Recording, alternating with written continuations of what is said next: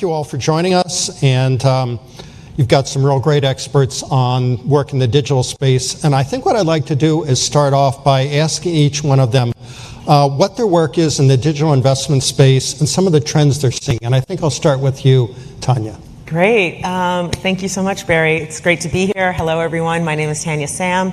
I am the Director of Operations at Partnerships at Tech Square Labs and also the founder of the Ambition Fund. That's an investment vehicle that helps underrepresented founders. We invest to help them scale and grow their businesses. So I have spent the past 10 years working in the technology space, like I said, helping companies invest and grow. The past 4 years, I've done sort of an abrupt turn and I've been deep into cryptocurrencies, NFTs, and Web3 companies. For me, that means I'm spending most of my time investing in companies that are helping to build out the infrastructure of Web3. A lot of those are blockchain companies. Small things like DAOs, how we help create the infrastructure under community lending in that frame as well. And a lot of this started from moving away from just basic CPG investments, high growth scalable tech, and now sort of taking the lens because I became mildly obsessed with cryptocurrencies and NFTs as a hobbyist, and the past 3 years I've just gone and done a deep dive into that. So that's where I spend most of my time. Really excited to be here, really excited to have this conversation, and I'll hand it back to you, Barry. Great. Larry, why don't you tell us a little bit about your background? Yeah, my name is Larry Wade, really pleased to be here. I'm the Senior Director for PayPal's Blockchain, Crypto, and Digital Cryptocurrencies Group. So pretty much I'm in charge of the global risk and compliance strategy, advising our Senior Vice President and his leadership team on how do we want to bring new products to market, how do we want to expand to the rest of the world, how do we want to continue to enable the masses to participate in this great opportunity, which is the digital asset revolution. So obviously PayPal, we are a large money transmitter, try to be a very trusted brand. Currently, there are 4 digital assets you can purchase: PayPal, Bitcoin, Bitcoin Cash, Ethereum, and Litecoin. We have a lot of exciting things on the docket, so I'm really excited for the next couple of months to see what we can bring to the market. What I'm seeing, just as far as some trends, is just given my global role, I can say that regulators around the world are realizing that this is something, it's real, and they're trying to figure out how to wrap their hands around it, what policies need to be created. So that's been exciting. Also, I've seen a real enthusiasm from millennials and younger and minorities. I have some theories as to why that is, but those are just 2 things that kind of been front of mind. Great. Amias? So my name is Amias Garrity. Happy to be here. I'm a partner with QED Investors. We're a fintech-focused venture capital firm. So we invest in financial services startups. We've been, relatively crypto skeptical, but we've made a number of investments in blockchain and crypto-oriented companies. So we're, I think, like many people, active without being fully sort of committed as maximalists, as some investors are in this space.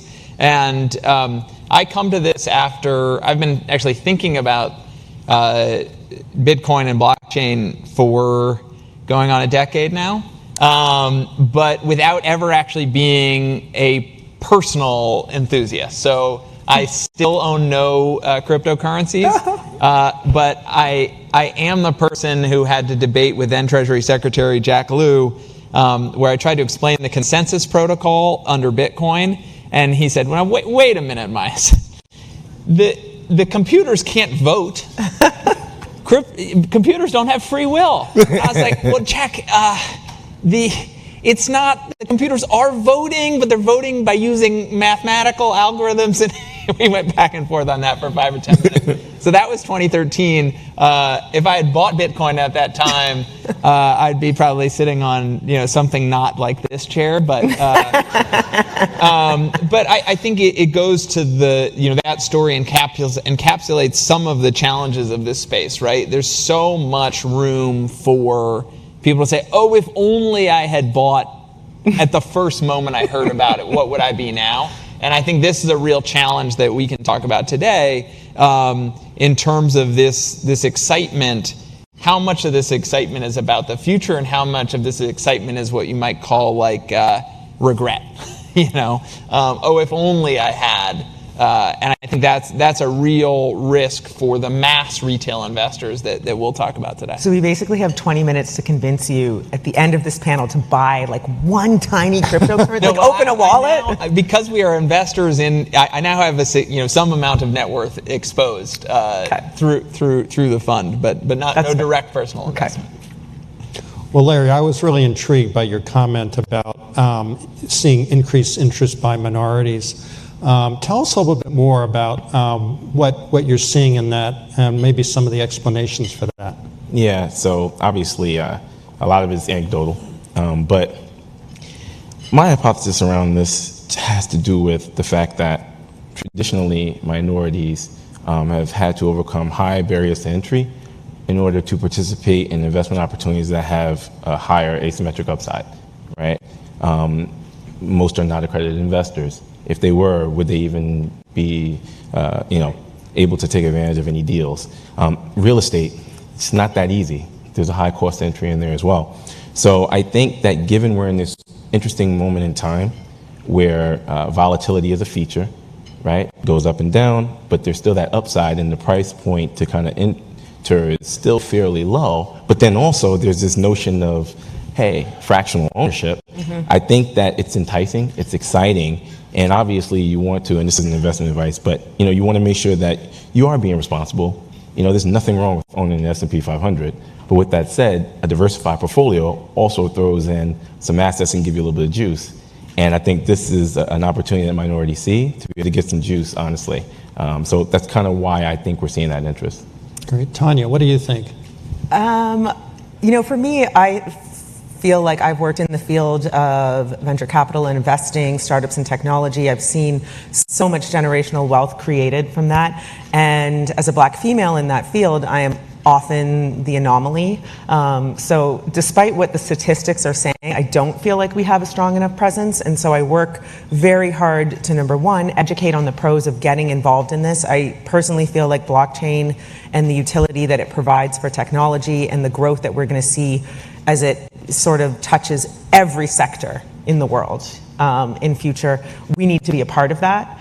And so I implore more people of color, more underrepresented founders who, of course, historically, there's been disparate statistics about their involvement, that this is something that we really need to educate ourselves and not jump in blindly.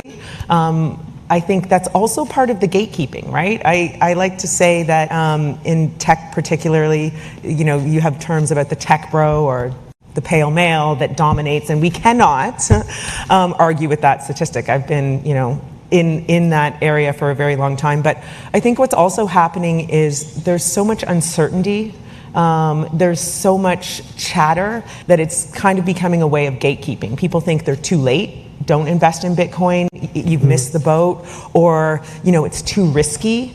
And so I talk a lot about, in particular for women, as well as people of color, like, let the chatter die away, do your research, understand what the technology is, understand how it's going to impact our world and, all sorts of businesses, and come in from that standpoint, from a point of education and understanding there is something really special happening here that can help us to build wealth, get our foot in the door to be able to generate more income. But it's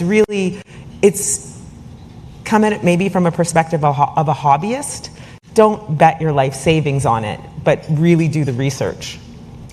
That's really interesting. So getting to a recent headline that seemed to get a lot of attention, Fidelity recently announced that its 23,000 retirement plan administrators now have the option of adding digital currencies to the investment choices of their employees in the retirement plan. It's an option. They don't have to take it, but it can put up to 20%. What do we think about that? I'll start with you, Amias. Well, I think to echo the theme of diversification, if you're gonna own a volatile asset, doing it in a tax-preferred way is not a bad choice. On the other hand, so I think if you're gonna have Bitcoin, maybe put it in your 401k or IRA, but I wouldn't put your 401k into Bitcoin, right? So when you think about it, think about what you're trying to achieve. And as Larry said, there is value in volatility. So one of our portfolio companies is called Atomic Vest. They're trying to bring sort of algorithmic trading, but with a diversified basket to people with $0 balances. So kind of a better version of Wealthfront or Betterment. But they're doing it with individual name stocks and then creating a basket of those. If you add Bitcoin to that basket, the volatility that Bitcoin gives you edge on tax loss harvesting.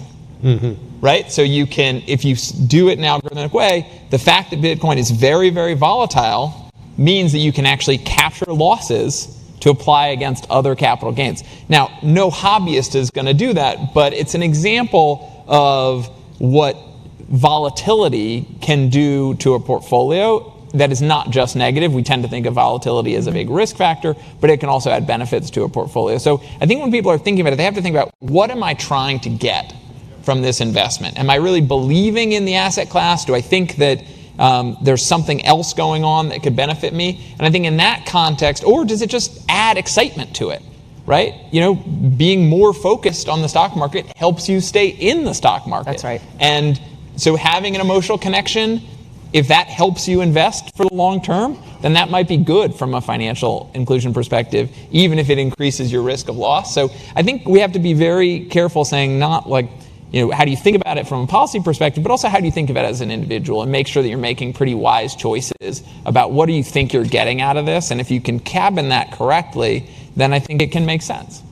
Tanya or Larry, do you have thoughts? Go ahead. Well, I would say like 20% of your whole entire portfolio in crypto is probably a lot. I know some people who have, made tons of money in Bitcoin, and they're probably the anomaly to have that much.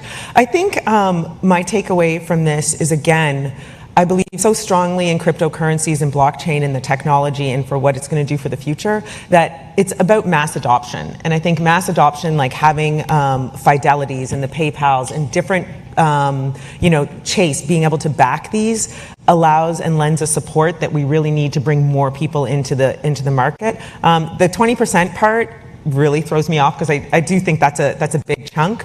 But again, we just need more of the infrastructure around it so that people feel comfortable investing. And like you say, if you have some Bitcoin, there's other put it into your IRAs, as opposed to maybe investing it all on your own. And I think once you have different people behind you, we'll have more people involved in it. And just to kind of touch on the institution component of this, we want regulatory clarity. We want thoughtful regulation to protect consumers. When you have players like Fidelity, like PayPal, et cetera, getting in the space, not only does it help legitimize the space, but we have the infrastructure in place to help work with the regulators and educate the regulators and partner. So it only just helps everyone. So I'm excited about it. I trust that they're going to have a very risk-based approach to how they actually roll this out. But yeah, I think it's actually very positive. Great. All right, one last investment question, then we're going to move to how are we using cryptocurrencies in the real world in terms of payments, which Larry's an expert on. But before we get to that, I just wanted to get your thoughts about whether consumers are getting the information they need and how they should be getting that information, and whether there's improvements to the way we require disclosures in that arena. And I point to something any of you can find on the web. I went just before this session to a website of a crypto exchange, and they were advertising the annual percentage yield on 30 different currencies and cryptocurrencies. They range from 1% APY to 42% APY. A consumer looks at that and says, I can get 42% APY, sign me up. And that's, we talked about this earlier. Tara was on that web page. Annual percentage yield. Thank you very much for that question, John. Tara was advertising 20% annual percentage yield until 2 weeks ago. So I'll start with you, Amias. Are consumers able to get, and if the answer is not quite yet. What do we need to do to get them that? Yeah, I think we're seeing this debated in enforcement actions and in other places. A lot of this comes down to whether existing laws apply. And the interesting thing about the different claims is, on the one hand, we don't have general disclosure rules other than sort of general fraud for disclosure about the purchase of software, right? We don't have general disclosure rules about the purchase of toys. I mean, there's some, right? But they're at the margin. In financial assets, we have quite rigorous disclosure rules. And so one of the real challenges that we have in this world is people don't like the idea of living underneath those regs. So they say, no, this isn't a security. This isn't an investment asset. This is something else. This is just computer code. This is a commodity. This is a whatever. And I think that is, last year I wrote an op-ed where I called this mass civil disobedience of our financial regs, right? It's like, I don't like that, so I'm going to try and say that it's something else. And I think that gets really complicated really fast. I think the other thing that is difficult about this, I was teaching a course last fall to graduate students, and we had this long conversation about, someone had spent 4 hours, sort of right after getting their first Coinbase account, 4 hours reading all the documentation. And there is something fun about diving deep into this area, but I think we have to find ways to separate out the fact that there's a lot of information. There's plenty of information, but that information most is created and then accessed as part of this kind of fun hobbyist research project. And I do think there's some real risk. We have pretty good consumer laws around disclosure when people acknowledge what the thing is. And in crypto, you've got a lot of challenge where a lot of projects are trying to avoid being put into a bucket where existing law exists. And that creates a real risk area that I think we have. A little bit like ride sharing is not covered by taxi cab regulations. And you say, but it's the same. I get in the car and I pay them and they take me from one point to the other point. And it doesn't mean that rideshare isn't a great leap forward relative to taxis. Right. But there's a real push-pull there, and I think there's a lot of room for bad things to happen inside of that push-pull. Mm-hmm. Tanya, Larry, thoughts? I'm just going to jump in. I think, again, for consumers, the real thing is, you're right, there's all this gray area, so they're able to buy in, like, these APYs, like, I've seen, LooksRare is a great example. They were advertising 400%. There's nowhere you could find that. People were dumping hundreds of thousands of dollars in, right? But if you look away, the market changes so quickly. For 6 hours, it can change like this, and there's no regulation that could help you bring that back. So again, it's back to education and your question of, like, where do consumers and customers find the proper education? It becomes a full-time job. Is really what it is. You can't look away from the markets. You don't have some interface of having a broker or a trader, although there's a couple companies that are working on that can help protect you from that. So this is why I say it's a very different world for the hobbyist versus, like, someone who's intentionally investing large, significant portions of their wealth into this. And there isn't a lot of protection yet. We're in the wild, wild west. But I think in 5 years, it'll be a very, very different story. And a lot of people will get super rich, and a lot of people will lose a lot of money. Yeah, Larry? Yeah, no, I think that there's definitely room to improve, the education content that the various protocols and teams are putting out. But again, I go back, there has to be some level of personal responsibility. Yep. I grew up at a time there was no Google, right? You have YouTube where you can hear Anatoly break down how he thought about Solana, right? You have PayPal where we try to give simple, and I know because I have to approve some of this stuff, but hey, this is what this is, right? So I think it just comes to being thoughtful, being intentional, having fun with it, and not kind of exercising hubris, for lack of a better word, right? Just, you don't know it all. Just dip your toes in there, and there's a lot of information out there. I also want to just say one more thing to this. I think this is the beauty of what's happening right now. Because again, when we go back to how people have been kept out of these industries, have not had been able to have a seat at the table, like now, and I think what's so exciting, especially for, people of color, et cetera. I was in West Africa watching people buy cryptocurrencies, play to earn and gain money in token gated communities and stuff where they're making more money than they were before. And so this is the beautiful thing. So I don't ever want to discourage people. I'm really very, very bullish on get involved and invest and do the work. But the education piece is really important to me because also technology has afforded so many people the opportunity to participate in this in a way that we haven't had before. And so find the right education tools. And it's not books right now. It's online, it's Twitter, it's very grassroots education platforms, which is not easy, but making money is never easy. The street vendor in the Philippines that's making more money doing games with digital assets, Absolutely. and digital and virtual gaming than they could make in selling whatever they were selling on the streets. Well, we only have a couple more minutes left, but we have probably the premier expert on the question of payments. And what is the role of crypto in the payments realm? And I'm going to ask Larry to educate us on that point. Yeah, just I guess high level, it's going to be extremely important, right? We do not have a value transfer mechanism for the digital age, right? Anyone who swiped a credit card or even utilized Venmo, it's kind of like messages and behind the scenes, and it's very clunky. Swift is from the 70s. When it comes to being able to have instant settlement, borderless transactions, micropayments, very cheap transactions, I think it's extremely important.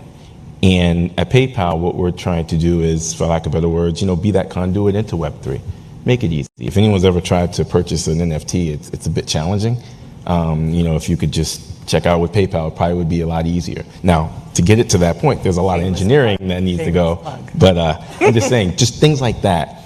But being able to just allow the world of interoperability, that way we can now grow the pie. I think it's extremely important. And again, this isn't just about magical coins. There's real utility here. I think everyone needs to kind of keep that at the forefront. Yeah. Thank you. That's a really important point, because isn't it true today? You have to go, many if not most transactions have to go through a stable coin to get out of the distributed ledger and into your wallet as fiat currency. And what you're working on is to try to cut out that additional step. We don't really know how the light switch works. Mm-hmm. It just works, right? When you get in, so everyone doesn't necessarily have to know that they're utilizing a proof of stake, consensus protocol. They just need to be able to, trust the applications that they're utilizing and underlying technology. It'll work. We don't necessarily have to know every single thing in order for it to be useful. Yeah. All right. Well, we just have about a minute and a half left. If I could go to each one of you, lightning round, one last observation, one key takeaway you'd like the audience to have from this panel or anything else at the conference that really struck you. Well, the major point that I always try to leave people with, and it sometimes angers crypto folks when I ask them this question, is what would be left if you took away the speculative potential? If I told you that Bitcoin was not going to rise in value by 10x over the next 5 years, if I told you it was going to be flat, what would be left? And if that, I think, is the question for everyone here. Because if there's things to be excited about after you take away the possibility of outrageous speculative gains, then you've got something you can work with. And I think there are a lot of projects that are trying to do that, including Bitcoin and including people associated with Bitcoin. But I think in this retail environment, it's very easy to get the speculative gains separated from what I call the functional claims. What does this do for me?